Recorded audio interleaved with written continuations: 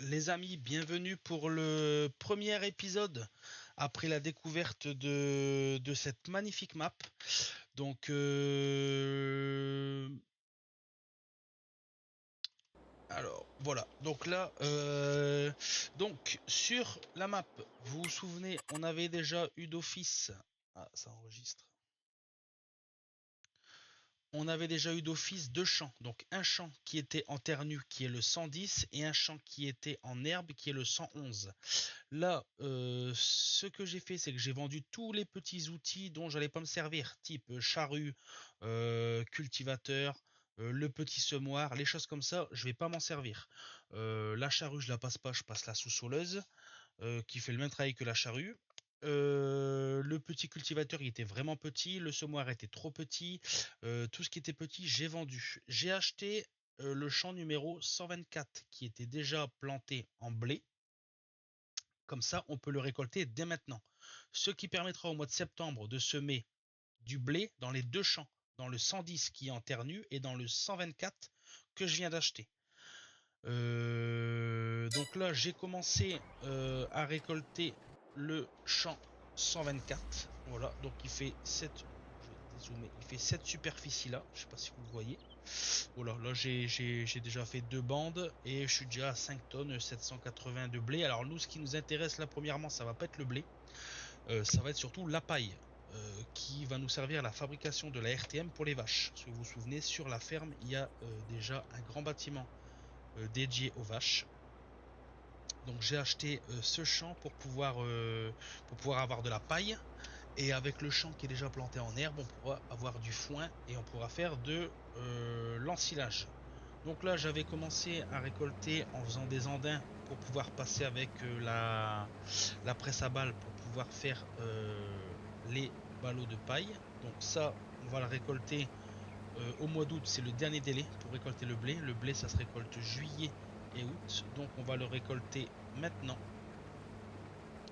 Comme ça, on sera pas embêté. Et au mois de septembre, normalement, je sais pas quand est-ce qu'il était semé, étant donné que le champ était déjà donné, on pourra ramasser l'herbe, donc pour pouvoir faire on voit pas grand-chose avec les arbres. Ouais, ça va être. J'aurais dû faire peut-être deux bandes sur le latéral, comme ça, j'aurais pas été embêté pour pouvoir faire les bandes bien droites. Donc normalement au mois de septembre, on est censé pouvoir faucher l'herbe, faire du foin, faire de l'ensilage. Alors je sais que pour l'ensilage, il faut attendre 2 mois pour la fermentation. Donc ça, on pourra faucher l'herbe, le ramasser. À côté du bâtiment à vache là-bas, on a des silos à plat, donc on va pouvoir le stocker là. Pour pouvoir faire de l'ensilage. Et pour le foin, on a la faneuse. Donc on les mettra directement, je pense, soit en balle ou soit on les mettra en vrac. Je sais pas encore.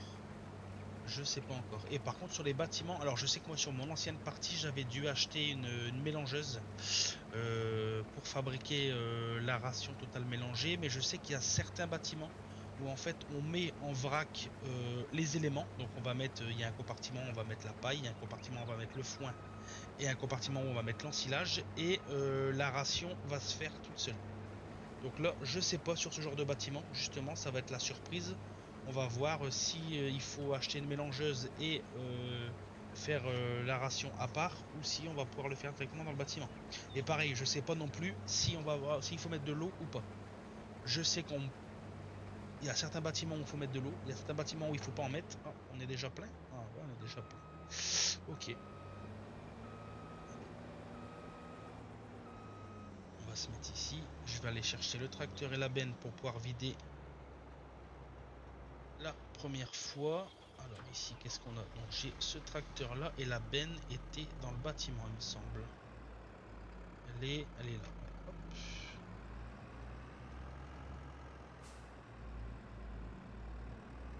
C'est vrai qu'avec les arbres, c'est pas très pratique au niveau visibilité. Alors c'est vrai que ça fait des beaux décors, mais au niveau visibilité, on n'est pas hyper pratique. Hop.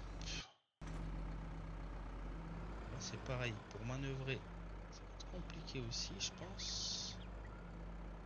Oh, ça passe. Ah, ça passe pas. Est-ce que ça va passer? Oui. impeccable, ça passe, ça passe. Ok. Donc ça, là, ça passe. Là, est-ce que ça va braquer? Oui, ça va braquer aussi. Impeccable. Alors, on va plutôt se mettre comme ça, on verra mieux.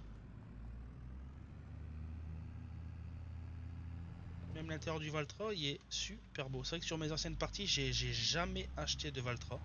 Je suis toujours parti sur des Fendt ou des John Deere.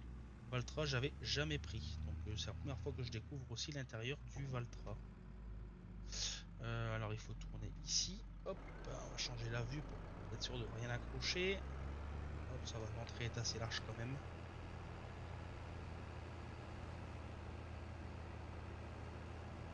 Allez, on va ramasser la première benne de blé de cette partie. Hop, allez, ça coule.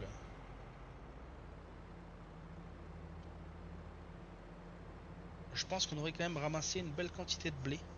Alors après, comme je l'ai dit tout à l'heure, c'est pas ce qui nous intéresse le plus là sur cette partie, ça va être vraiment le ramassage de la paille. Mais c'est cool quand même de pouvoir faire un stock de blé si on veut faire un bâtiment de poules ou autre. On aura des céréales de côté.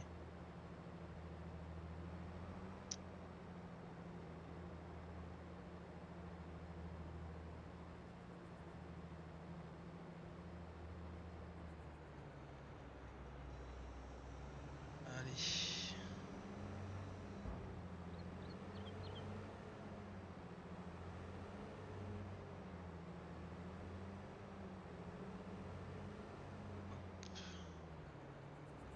Allez, on va continuer à ramasser tranquillement le blé. Oh, je pense que je vais quand même vider, je pense 3 ou 4 fois quand même, hein. Je pensais pas que ça aurait fait de telles quantités. En plus, j'avais un pourcentage de rendement qui était pas ouf. 60%, il me semble, 60 ou 65%. Donc je pensais pas que ça se serait rempli aussi vite quand même. Mais bon, tant mieux. Tant mieux, tant mieux. Par contre, j'ai pas fait attention à la ferme où était situé le silo de stockage. J'ai pas fait attention du tout. On va regarder, savoir où est-ce qu'on va vider pour pouvoir le recharger le plus facilement possible.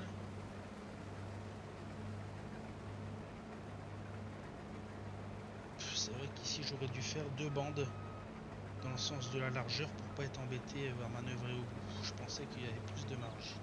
C'est que sur mes autres parties, c'est vrai, j'ai pas des champs aussi petits. C'est vrai que les bouts de champ sont assez larges, donc j'arrive facilement à manœuvrer. On n'est pas trop embêté pour manœuvrer. Là, c'est un peu court, mais bon, moi je le saurai pour la prochaine fois. Sur le 124, il faut faire 2 bandes autour avant d'attaquer les longueurs.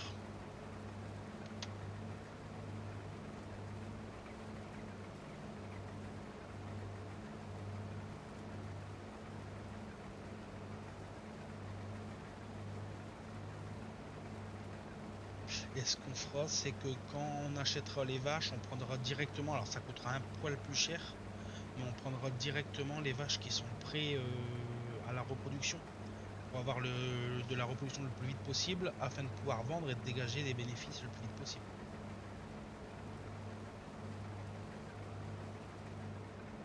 Hop.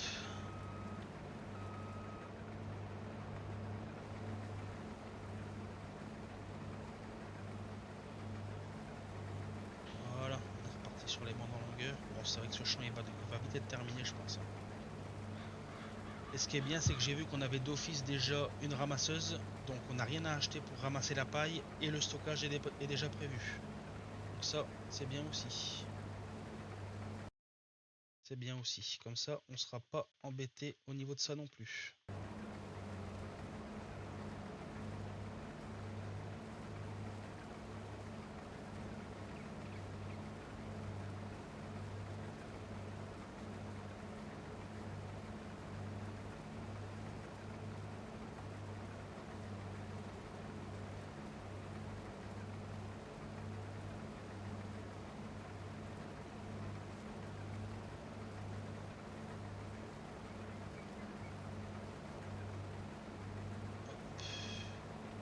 Ce que je vais faire, c'est que je vais faire tout de suite la bande dans le sens de la largeur pour pas être embêté au demi-tour parce que c'est assez pénible de faire demi-tour dans un espace aussi petit. Comme ça au moins on aura plus de largeur, on sera pas embêté. Ça, je vais repartir ici. C'est dommage parce qu'on avait un grand champ d'orge qui était juste à côté, mais malheureusement il est déjà récolté. C'était ce grand champ là. Là il était 2 fois plus grand que celui que j'ai acheté et il coûtait pas beaucoup plus cher.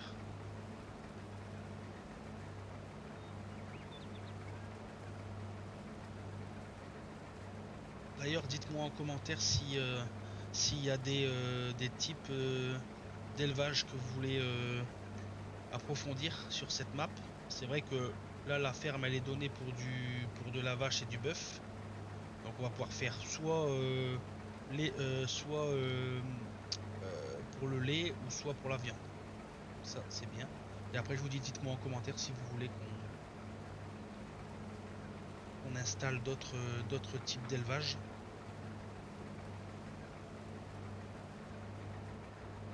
Je pense que en élevage on va pouvoir faire, étant donné qu'il faut qu'on fasse du blé ou de l'orge, ça serait bien de faire de la volaille, donc des poules, pour qu'on puisse passer le blé et l'orge récolté et pas que la paille.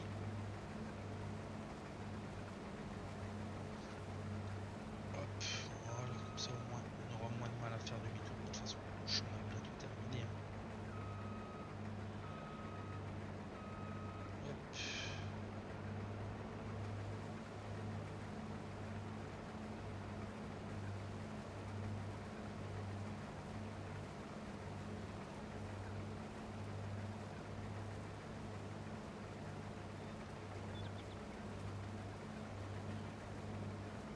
Alors après par la suite au fur et à mesure d'achat de champs on changera pas mal de choses, on changera la moissonneuse, on changera les tracteurs, parce que là on nous donne deux tracteurs mais c'est tous les deux des 160 chevaux, donc on va pas pouvoir tout faire avec.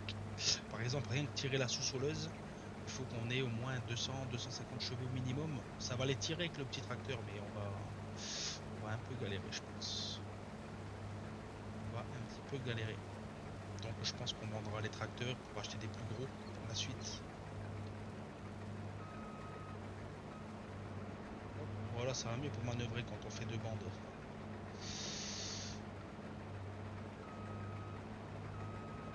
Hop. Allez, c'est parti.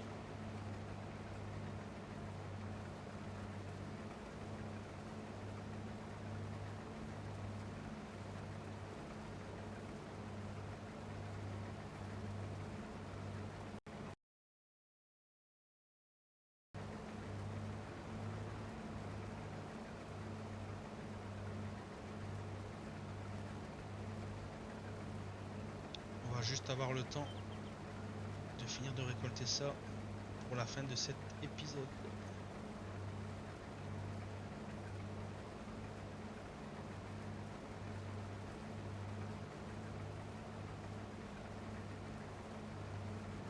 Au moins on saura la rentabilité de ce champ avec 65% de rendement. On saura combien on va ramasser. Hop, et voilà. Capacité de cette moissonneuse, c'est quoi? 8 tonnes 5. Oh, c'est pas mal. C'est peu, mais c'est pas mal. Donc là, on a déjà vidé une fois. Donc 8 et 8, 16. 17 tonnes, on devrait remplir normalement.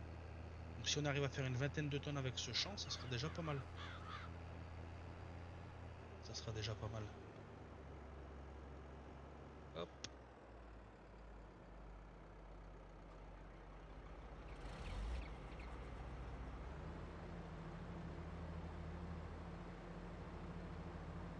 Bon, et ben voilà les amis, je vais finir tranquillement les deux bandes qui restent. Je vous laisse sur ce vidage de moissonneuse et je vous dis à la prochaine pour la suite de l'aventure. Donc le programme sera de récolter, enfin faucher l'herbe, la ramasser, la stocker pour pouvoir faire de l'ensilage. Ça sera aussi pas tout ramasser, passer une partie à la faneuse. Comme ça, on pourra passer l'endéneur, passer la faneuse, passer l'endéneur et passer soit la presse à balles ou soit on le ramassera comme ça et puis on le stockera en vrac. Voilà. Et ben je vous laisse et je vous dis à la prochaine pour de nouvelles aventures. Salut!